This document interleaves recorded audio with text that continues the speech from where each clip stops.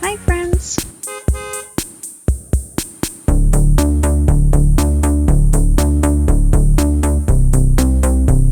Saint-Antoine, formerly known as Hio Settlement, is a charming village nestled in Kent County, New Brunswick. It is located 35 kilometers north of Moncton and 18 kilometers southwest of Bouctouche. It features rock formations shaped by ocean deposits during the Ordovician period. Originally named Hio Settlement, the village was renamed St. Anthony in 1966 and later changed to Saint-Antoine in 1969 to honor Anthony the Great. Notably, Saint-Antoine is the birthplace of Louis Robichaud, Canada's first elected Acadian provincial premier.